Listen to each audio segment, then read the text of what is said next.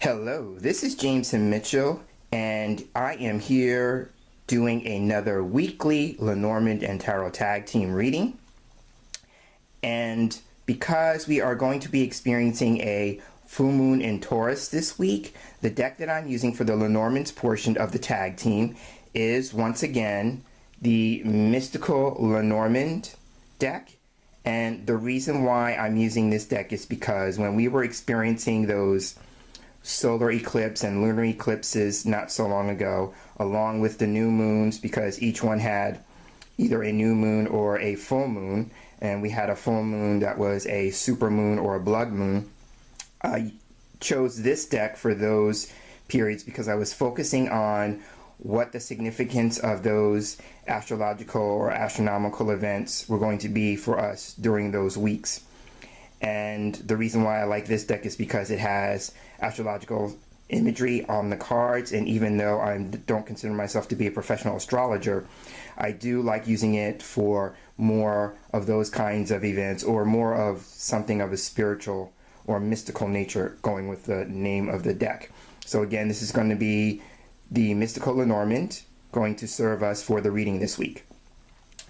And as you've noticed, I already have the cards on the table. I've taken the liberty of shuffling the deck, cutting the deck, fanning the cards, and choosing the cards. And those of you who are no stranger to my readings, I always start the reading with the center card, because for me the center card represents the focus of the week. So having said that, the card we have in the center is the Owls. And so for me, the Owls is a card of communication and conversation. This is a card of speaking, because there are different types of communication cards in a Lenormand deck. And this particular one, since it's talking about conversation and communication, this is of a verbal nature. So when I see this card, I always think of things like voicemails or phone calls, things of that nature, something that you would actually have to hear. So I'm seeing that. I also see the Owls as a partnership card, because there's two owls on the card. So the last time, for instance, to make this relative to me, the last time that this card showed up as the center card, I experienced lots of phone calls with my brother, because for me, since this card represents partnership, I also see it as a sibling card. So I experienced lots of phone conversations with my brother during the week that this card last appeared. So I'm anticipating that to happen again, because I'm seeing that, and that's my frame of reference. So it may not necessarily be a sibling that you hear from, but somebody that you're connected to in some way of a partnership. And with the idea that the Owls represent communication or conversation, I always see this as understanding that the communication process is a two-way process, which means that it's an active process. I took interpersonal communications when I was in college, and so it's an active process, which means that somebody's actively speaking and the other person is hopefully actively listening, and it goes back and forth like that. So keep in mind that the communication and conversation process is a two-way street. So if you want to be heard, you have to first be willing to listen. So keep that in mind as you're engaging in conversation this week. Sometimes the Owls, for me, can represent something of a superficial nature. So I sometimes see that as like idle chatter, because for me this can be a chatter card, so it's idle chatter. And going with that, things like gossip and rumor and speculation, those are kind of superficial things. So be mindful of the quality of the conversations that you're engaging with or engaging in this week. So from an emotional standpoint, the Owls can represent things like being upset, being nervous, having anxiety about a situation, or on the more positive side, because those seem to be somewhat challenging, this card can also represent being excited or a state of excitement. So those are all my associations with the Owls. So again, I'm going with the idea that the central focus may be about conversation and communication. Okay, so then what we do to kind of look more deeply as to what exactly is going to be the nature of the focus. And when I'm doing a Lenormand reading, I'm going to say exact nature. I'm talking about opening up to what are the potentialities and the possibilities, because those of us who are watching this video are going to be moving through life and having different experiences. So there's not going to be one blanket interpretation that's going to fit for everyone. And so this is the time where we have to kind of look at what our lives are like and saying, how can that message that's being presented to me apply to my life as it is? So having said that, the card on the left is the cross, and on the right is the fish. Okay, so now going with the cross first. The cross is a card that can represent difficulty and burdens. I tend to look at it as a card of religion and spirituality. So there may be a religious or spiritual focus or slant or bent to the conversations that we're having this week. For me, the cross always talks about a need to have faith. So faith doesn't necessarily have to be attached to the idea of any particular religious path or spiritual path, but just, you know, having faith to move through the burden or the difficulty. And then going with the idea of burden and difficulty, the cross can also be a card of either a crisis or some ordeal that we have to move through. And that's going with the idea that the cross can represent like having a cross to bear. So those are the things that I would look at with the cross. And so Lenormand is best read in pairs and triplets. So we have 3 pairs here. So the first pair is the cross and the owls. So as I'm looking at the pair, these ideas come to me. So going with the idea that the owls can represent communication and conversation, I'm seeing this as talking about religion or spirituality, talking about a burden or difficulty, and then going with the cross first, it could be a crisis or ordeal that needs to be discussed, going with the owls. And in that regard, for me, then the cross can represent something that's critical or necessary. So this need for the conversation could be just because it's at a critical stage, or that it's necessary that we have this conversation at this time. And then going with the idea that the owls, being the focus again, represents communication, conversation, and speaking. The owls can also represent a person who is an actual speaker, like goes around and speaking in different venues or about different topics. And going with that, then the cross coming with it could be like a person who is a spiritual or religious speaker. And having said that, then that person would spend a lot of time or energy talking about faith. So those are some of the things I'm seeing with that combination. On the other side, we have the fish. And so the fish for me is a card that represents money and finances. Along with that, and again, this is being relative to me, I'm a self-employed person, so I also see the fish as self-employment and entrepreneurship. You know, going with the idea of money and finances, then the fish could also represent abundance. Because just like with the owls, there's 2 fish on here. So the idea of going with the cross on the other side of it, you know, the idea, this is just my spiritual path, the idea of Jesus, you know, blessing the fishes and the loaves of bread. And with that, it's all about increase and multiplication. So it could be this card being about abundance. I'm seeing that as increase, but going with the cross on the other side about the idea of, you know, the spiritual principle or spiritual aspect of abundance. And then the last thing for me with the fish, I also see this card as about circulation and because money circulates. So I also see this as circulation and money being flowing, so I also see this as flow. And then going with the idea of spirituality, I see this card as, you know, depth and going deeper. So those are my particular meanings for the fish. So the next pair we have in the reading would be owls and fish. So with this pair, I'm looking at it and I see the possibility of a discussion, going with the owls, about money, going with the fish, a discussion about entrepreneurship, and that would be with the idea that the owls can also represent a partnership. And so now again, keeping this relative to me, the last time I spoke to my brother, he had talked about the idea of us working together, you know, and he was all keen on the idea of, since we're brothers, putting our pool of resources together and coming up with a business idea that serves us both.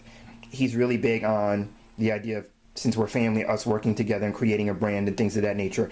And he said that we would talk more about that. So that could happen this week for me. And that's one way of looking at the possibilities of the week and seeing how they might relate to you. So I'm seeing that. It could also be about a conversation that flows, going with the idea that the fish represents flow. And it could also be a deep conversation where, you know, I said that the challenge with the owls sometimes can be about something superficial. Well, with the fish, it could turn that on its head and make it more, instead of a superficial thing or idle chatter, it could be a relatively deep conversation. And then the last thing, since I said about the owls being about frustration and anxiety, it could be about anxiety or frustration about money or finances. So those are some of the things that we could see as possibilities for that pairing. And then the third and final pair would be the cross and the fish, using a technique called mirroring. And that mirroring is when we look at the cards on each side of the focus card. So having said that, some of the things I'm seeing with this pairing could be a financial burden or responsibility, could be a financial difficulty or crisis, going with the idea that the cross represents difficulties and crises. With that, it could also be the need to have faith, going with the cross, to become more abundant, because if you notice, the fish being the last card in the line represents moving towards a state of becoming. So that's why I'm seeing it as becoming abundant, because it's the last card in the line.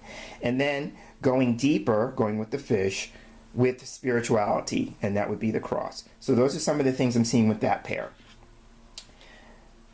So the whole idea when we're doing a Lenormand reading is to kind of create a forward narration, reading the cards from left to right. So this is one of the things that just jumping out at me in the moment. And again, you might see something that's more relative to you, and that is fantastic. So if you're seeing another message, great. But this is the one that's jumping out to me in the moment. I'm seeing this as a critical or necessary with the cross, conversation with the owls, about money with the fish, and having said that, bringing it back to the focus card, in a partnership. Because one of the most difficult challenges in a partnership is said to be about money. So, you know, they say, I don't know if this is still true, because again, I am not in a relationship and I've never been married, but I've heard that the number one challenge in a marriage or a relationship or a partnership, you know, usually tends to revolve around money. So there may be somebody who's watching this who might relate to that or resonate with that this week, but I'm seeing it as a critical or necessary conversation about money in a partnership.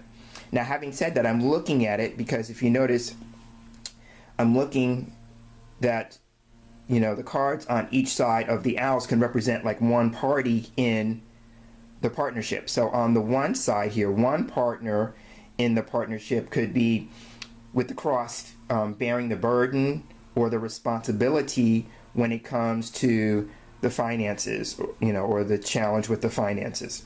So I'm seeing that. And as a result of that, there may be some sort of guilt or suffering attached to that, because the cross can also represent feeling guilty or, you know, suffering with that.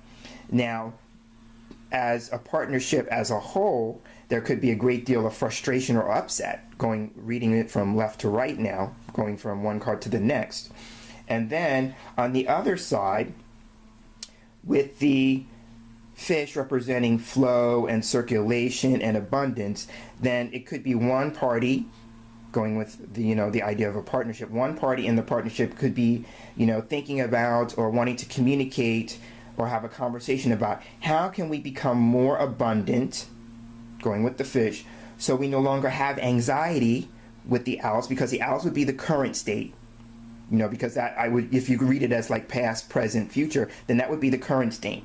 So how can we have a conversation about becoming more abundant so we no longer have anxiety about money? So that's what I'm seeing at, with the cards as a whole.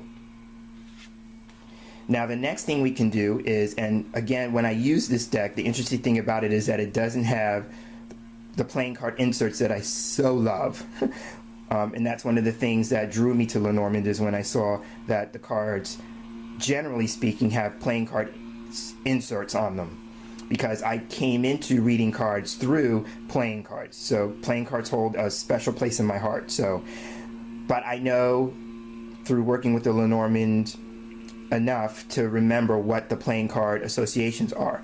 So I usually look at that to kind of gain another level of meaning, possibly, about the cards. So the cross is the 6 of clubs, the owls is the 7 of diamonds, and then the fish is the king of diamonds. So again, I'm noticing that because 2 cards come from the suit of diamonds, diamonds represents finances, and it also represents prosperity and well-being. So there's a theme here, and keeping in mind that Taurus for me is a sign of ownership and possessions. So I'm also seeing a theme here about the idea that, either, money or material resources being, a focus for some of us as we move through the week.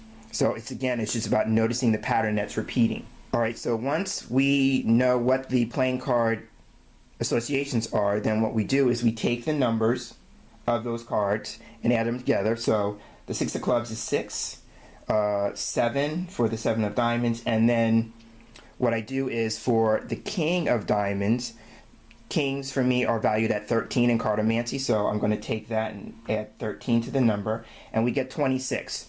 So the 26th card in the deck is the book. Here we go.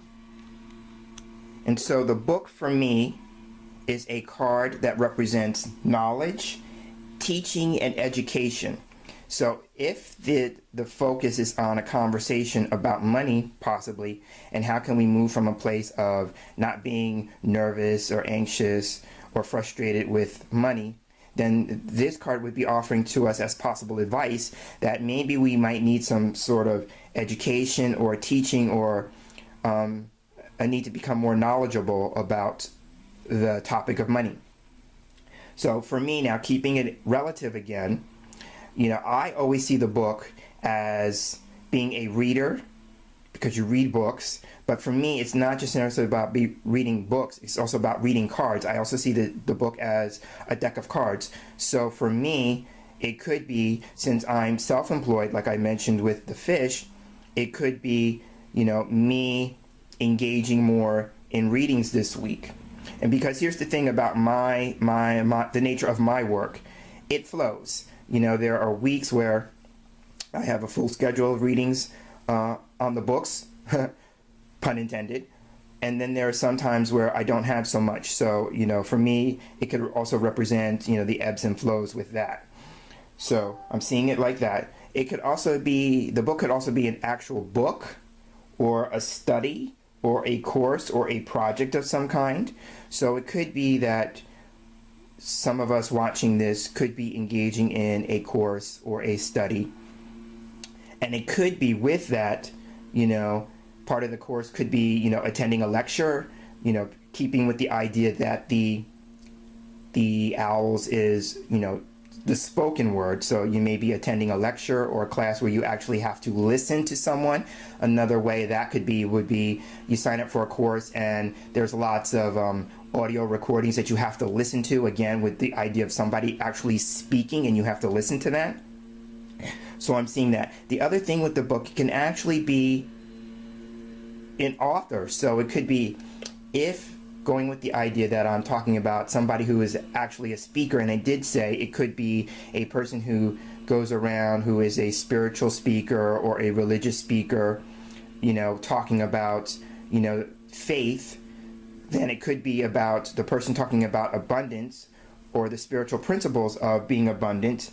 And so that could be an author who's now, also a speaker. So again, just kind of bringing in different elements that I touched on with the cards. So that I'm seeing all those aspects with the book. And for me, again, being relative, I didn't mention this, but for me, this particular card is the sign of Pisces, and I'm Pisces. So that's just one more layer of meaning that could be, just personal for me. But I can't help but notice the sign because it jumps out, and it is my sign. So I'm seeing those aspects of the book. So the other thing about the book, and again, because the playing card insert's not on this card is the Ten of Diamonds. And so for me, the Ten of Diamonds is a card that can represent self-employment. It's a card that can represent material success. So going with that, this is a card that represents wealth and money. It represents prosperity and well-being. So again, it's just another way of introducing the same idea or concept, just in a different form. So the other thing about the Ten of Diamonds for me, it can represent a family business. And so again, that brings it back to the idea that I talked about with my own brother about wanting to, start a family type of business. And the other thing about it, if we're going to have a critical or necessary conversation about money, one of the things I see with the Ten of Diamonds, it's a card that represents history. So sometimes I see that as family history. And so now this is the coach in me that's coming out with this idea. Sometimes we all have our own money story. Again, the book can be a book that tells a story. So we all have our own money story. So if we're talking about a partnership and each person in the partnership is looking at money a different way, we may need to have a discussion about that, which means that a person has to really take the time to look or review their family history with money, because that shapes and forms how they have a relationship with money today. So that could be one of the things that is helpful in terms of, helping the idea of coming from a place of being nervous and anxious about money to a place of becoming more abundant. If we look at our own money stories and what's in there that may need to be changed. But the only way you're going to know that is if you take the time to review that. And then going with that, another thing that might be helpful is that sometimes I see the owls as like a counseling card, because I see it as a one-to-one conversation, and most counselors work with people one-to-one. So it could be, the idea of a financial counselor, seeing a person who can help you in that regards if you're nervous and anxious and upset about money and frustrated about money, and might actually need to see a professional about that. And going with that, depending on your particular path or persuasion, it might be helpful, going with the cross, to bring that back into this. It could be like needing to see someone who either is in alignment with your particular religious or spiritual principles when it comes to money, because they're going to talk in your language. Going with the idea about the book, and not to make this too terribly spiritual, but one of the spiritual texts that we have, or sacred texts, is the Bible. So some of us may need to be looking at that, and that's only if it's in alignment with your path, the biblical principles when it comes to money. I'm just seeing that. So that could be something else that may be helpful. And so then the final thing we can do for this reading to kind of wrap things up, I always go with the idea that Lenormand has three facets to it. It has the central image. Normally it would have a playing card insert, but this deck does not. But then the final part is that each card has a number attached to it. So I look to adding the numbers of the cards for kind of a essence of the reading, if you will. So the cross is 36, the owls is 12, and the fish is 34. So adding that all together, we have a total of 82. And so my rule of thumb is a number that's over 36, I take the two digits and I add them together. And in this particular case, we have 8 plus 2 is 10. So the 10th card in the deck is the Scythe. And if you've been following my videos for a while now, you know the Scythe shows up quite a bit. So this is the Essence card, the Scythe. And so the scythe can represent things like something happening unexpectedly, something happened suddenly. It can represent, for me, a disconnection, something being cut short. So in terms of bringing it back to the focus, which was the owls and communication and conversation, it could be mindful of, and I said this the last time this card showed up, as the focus in terms of conversation and communication. Be mindful of in that activity of conversation and communication that we are being mindful that we're not cutting the other person off when they're trying to make a point. Now, having said that, though, then another thing about the scythe would be actually getting to the point. You know, sometimes we engage in those long-winded conversations, or people get off topic or get off the point. So the scythe, in terms of communication and conversation, is actually getting to the point. And the other thing about the partnership aspect of it, it could be representative of a split or being divided about an issue. So, you know, if that is the case, how can we kind of maybe not stay so entrenched on our side of the issue, but how can we be willing to kind of just take a step, a small step, into seeing how the other person may be seeing the issue, their perspective, you know, the idea of like maybe putting yourself in somebody else's shoes, so this way you gain some better understanding, and it kind of bridges the gap and you kind of move a little bit more towards coming into the middle. So again, the cards for the week are the cross, which is about burdens, difficulties, could be about your spirituality or your religion. It could be, no matter what the issue is how can we have more faith as we're moving through that difficult period of time. The owls is all about communication and conversation. I'm seeing this as phone calls, so be mindful of phone calls. And with that, you know, since the phone can be used for so many other ways, this, you know, in this day and age, you know, be mindful of text messages as well, and voicemails. So again, communication and conversation, and also too about a partnership, you know, so it's about maybe a conversation between two people, you know, and again, bringing the cross back into it, one that needs to be had. It's necessary, it's critical. And then the fish on the other side is about, you know, money, finances. So it could actually be about money or finances. Or if you are self-employed like me, it could be a conversation about the business, you know, things of that nature. And it could be about moving from a place of, you know, difficulties and burdens, you know, being worried and, you know, and anxious about money, to a place of becoming more abundant and more prosperous. So again, this has been the Lenormand's portion of the Lenormand and Tarot Tag Team. And coming up in part 2, we're going to shift gears and look at the situation from Tarot's side. And so what does Tarot have to say about all of this? So stay tuned.